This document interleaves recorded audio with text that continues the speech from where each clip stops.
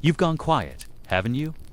Not because you have nothing to say, but because you've realized that some people will never hear you the way you need to be heard. And so you stopped trying. You stopped explaining. You stopped defending yourself. You didn't announce it. You didn't make a scene. You just withdrew into a silence so complete that the people around you barely noticed until they needed something from you and found that you were no longer there in the way you used to be. This isn't weakness. This is something else entirely.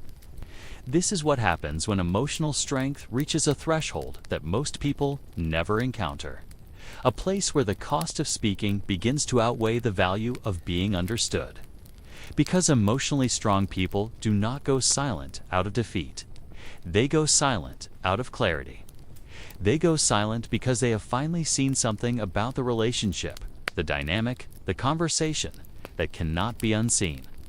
And once you see it, once you really understand what is happening beneath the surface, words become almost irrelevant. The silence of an emotionally strong person is not the same as withdrawal born from fear or insecurity. It is not sulking. It is not passive aggression. It is not a plea for attention disguised as absence. It is a boundary that has become so firm it no longer needs to be explained. When someone who has spent years articulating their feelings, offering patience, extending understanding, and attempting to bridge gaps suddenly goes quiet, it means they have reached a conclusion about you. Not a loud one, not a bitter one. Just a quiet, irreversible knowing that no amount of conversation will change what needs to change. Psychologically, this kind of silence emerges from what researchers call emotional conservation. The human nervous system is not designed to sustain constant emotional labor without reciprocity. Every time you explain yourself to someone who isn't truly listening, every time you extend empathy to someone who does not return it, every time you invest in a connection that does not nourish you back, your system registers a deficit.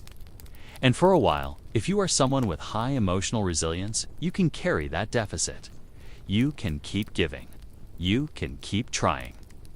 You can keep hoping that eventually your effort will be met with matching effort. But there comes a point where the body and the psyche together recognize that this is not sustainable. And when that point is reached, silence is not a choice. It is a survival response.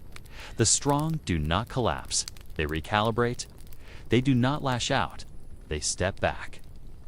And that stepping back often looks to the outside world like sudden coldness. But it is not cold. It is careful. It is the quietest form of self-preservation, the kind that does not need to justify itself because it knows, deeply, that the person on the other side would not understand the justification even if it were offered. There is also something important happening in the brain when this kind of silence occurs. Neurologically, repeated disappointment in a relationship activates the same areas associated with physical pain. The anterior cingulate cortex, which processes emotional distress, begins to anticipate harm in the same way it would if you were touching a hot surface. Over time, if someone continues to dismiss your feelings, misinterpret your intentions, or fail to show up emotionally, your brain starts to predict that engaging with them will hurt. And so it begins to shut down the pathways that would normally lead you toward openness. This is not bitterness. This is pattern recognition.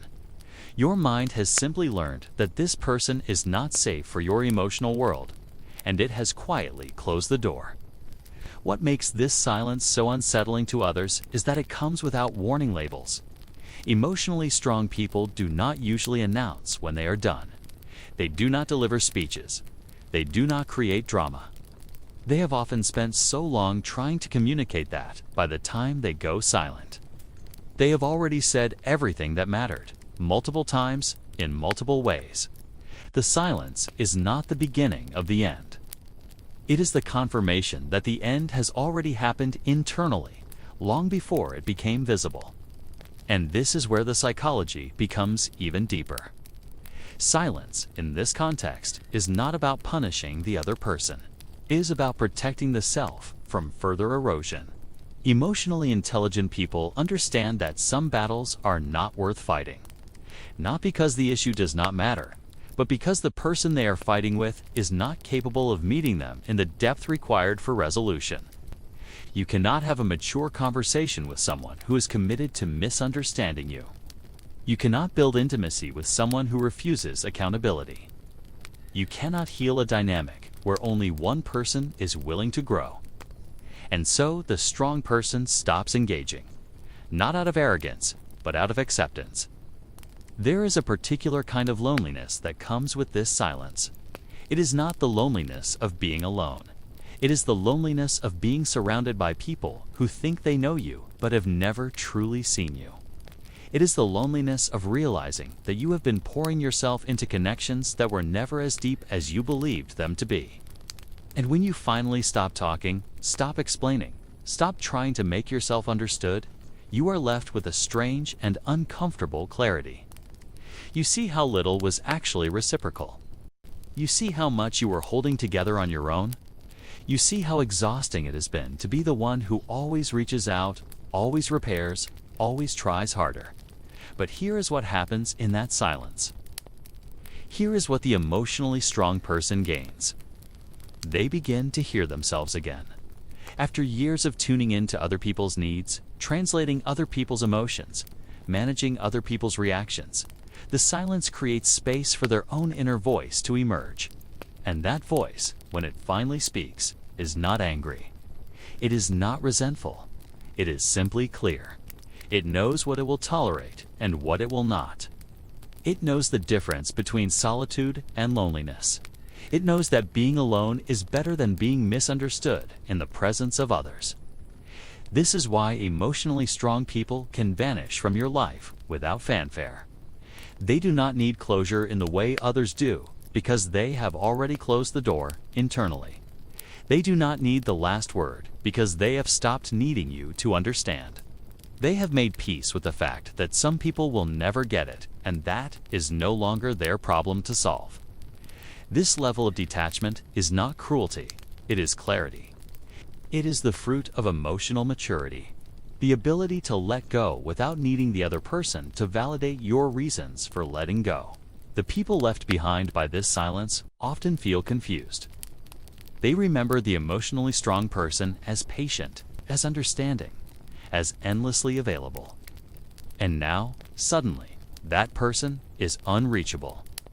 They do not return calls with the same warmth. They do not engage in the same way. They are polite but distant, present but unavailable.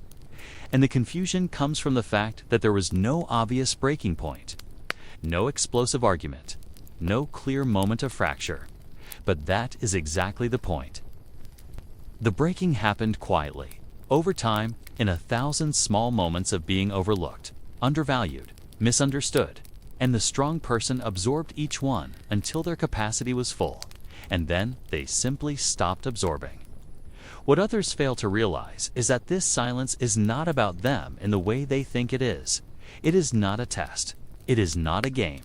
It is not a bid for them to finally pay attention. It is a conclusion. The emotionally strong person has already done the internal work of accepting that this relationship, in its current form, is not viable for their well-being. And they have chosen themselves. Not loudly, not dramatically.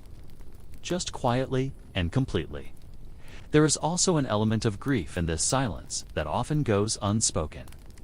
Because when you stop engaging with someone, even someone who has hurt you, you are also letting go of the version of them you hoped they could be. You are releasing the potential you saw in the relationship. You are accepting that the connection you wanted was never going to materialize. Not because you did not try hard enough, but because it takes two people to build something real, and you were building alone. That grief does not always look like sadness. Sometimes it looks like silence. Sometimes it looks like peace. And perhaps this is the most misunderstood part of all. The silence of an emotionally strong person is not the absence of feeling. It is the presence of boundaries. It is not shutting down. It is waking up. It is the moment when you realize that your energy is finite, your time is precious, and your emotional world deserves to be treated with care, even if that care has to come from you and you alone. It is the recognition that you do not owe anyone access to your inner life, especially not people who have proven they cannot hold it with respect. So when an emotionally strong person goes silent, do not mistake it for coldness. Do not interpret it as punishment. Understand it for what it truly is. It is self-respect in its quietest, most powerful form. It is the sound of someone finally choosing themselves after a long time of choosing everyone else. It is not the end of their strength. It is the proof of it. If this touched something in you that you have been carrying alone, you might leave a small mark here, not for us, but for the person who will read these words tomorrow and realize they are not the only one who has ever had to choose silence in order to survive. Sometimes the most powerful thing we can do is let someone else know that what they feel is real, even if we never speak it aloud ourselves.